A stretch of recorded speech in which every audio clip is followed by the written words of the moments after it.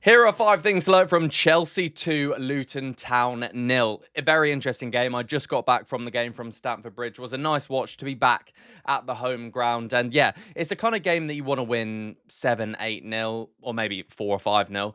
But we got the job done 2-0. It's a clean sheet. It's a win. We're going through the next round. We're playing Leeds at home in the next round. So it was just really solid to get the win, get the clean sheet at home in our first game, proper game at home this season. Obviously, we had the friendly against Real Sociedad, but there's a lot to cover. So, guys, if you do enjoy the video, make sure to hit a like and hit that subscribe button down below. It would mean the world. Join the journey. We're getting out the YouTube videos this season. And I can't wait for you guys to see them all. But yeah, we're going to be doing 5 things to learn. Lots to go through. Lots of exciting things. Lots of debuts. Let's get cracking. First in Valentin Barco. He is technically a really, really excellent player. So enjoyable to watch. He's one of those players that is your favourite footballer's favourite footballer. He's just so technically sound. The passes, he was like a metronome in that midfield. It was such a joy to watch.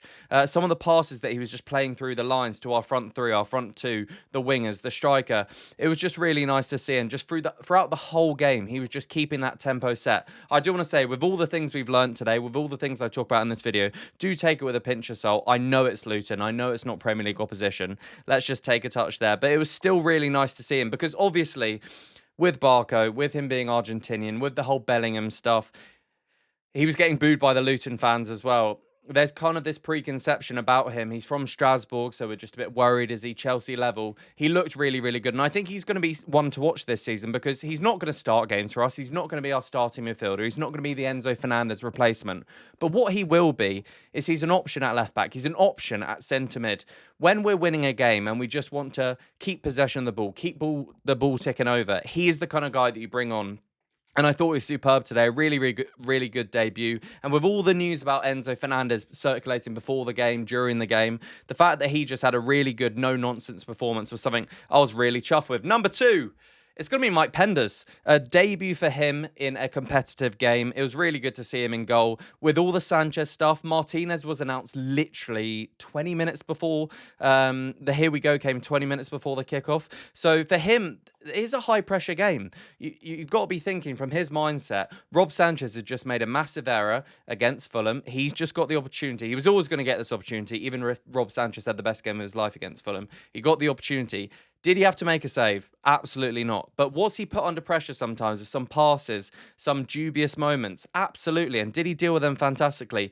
Absolutely he did. The thing about Penders, which you do forget sometimes, and when you go watch him live, you really, really notice it. He is an absolute giant. He's huge. He's ginormous. And that is something that's really good. His presence in goal. I think he's about 3 inches taller than Rob Sanchez, but it sometimes feels like a whole foot taller because his presence is absolutely huge. Now, I've heard apparently that his ball collecting from corners and set pieces isn't the best. We didn't really get to see it today, but yeah, he had a really solid game, really quiet game, and that's what you want with a goalkeeper. If you're not talking about a goalkeeper, they've had a good game. So really good debut for Penders, and I think we'll see him a lot more in cup games. Obviously, Martinez is signed, so he's probably going to be the number 1, but it looks like Penders will get some good cup games, and hopefully he can get 1 or 2 league games, because I don't think for his development, playing a couple of cup games in the FA Cup and the Carabao Cup is enough for him, but we'll have to wait and see on that one. Number 3, Malo. Now, if you're familiar with my kind of social posting on other apps, you'll know that I'm not a fan of this guy. I'm really not huge on him. Now, what I will say before I go any further, the cross for Danny Welbeck's goal was brilliant. Really nice cross into Danny Welbeck. Job done. Malo, sometimes his crossing can be underwhelming. So the fact he got that ball in and got us the first goal with that great delivery, really, really good. Fantastic. That's when the positives end for me. For me, and I've always said this, Malo is a really, really poor technical player. Now, some of you will go, no, he's actually really good because he does loads of little jobs for us. He's really good at being average at a lot of things, but not good or excellent or great at anything. His touch today, I honestly think Mike Penders has a better touch than Malo. He's a goalkeeper. He's about 6'9". Gusto's touch, his awareness, his positioning, it frightens me. He was so good under Pochettino. But I think under Pochettino, so many players that weren't technically good were amazing because they didn't really have to do much technical. They just had to run all the time. And that's what Gusto is really good at, running. Yeah, for me, his touch was off. This might be a bit harsh. And you guys might be thinking, he had an all right game. What are you talking about? But for me, you look at the other 10 players on the pitch, and I'm like, I can see some technical excellence there. But for me, Malo was really struggling. Just for number 4 and 5, make sure to hit a like, make sure to hit subscribe down below, and let me know any thoughts that you have so far on the video. Number 4, it's going to be that guy Welbs, Danny Welbeck. I really like this guy. He is just, for me, he's a touch of class. I really enjoy him. I think he's a brilliant lad. He's worked hard. Man United, Arsenal, Brighton. Just a great career. Sunderland at the very beginning. Really, really solid player. And for me, getting that goal was so good. What I will say, the thing I learnt about Danny Welbeck today is he has lost a yard of pace. I'm not going to lie, I didn't watch a lot of Brighton last year. I just saw that he scored a really good amount of goals in the Premier League for someone his age. He has lost that yard, and against some of the Luton defenders who aren't the most athletic, you could see sometimes. But I don't care about that. What I want from Danny Welbeck in the squad is experience. What I want from Danny Welbeck in is when we play the cup games, when we want to give João Pedro a rest, I want him to come on, play 60 minutes and get a goal. That's absolutely what he did. And the header, the positioning, the actual technique of the header, really, really good. It was a great goal. And I'm really happy for him getting that goal. He's just such a lovable character. But for me, in my eyes, what I learned today is that with that kind of yard of pace that he is losing, I do think Omega will end up being the second striker if he is fit and available, which is iffy with Omega because his fitness record is awful.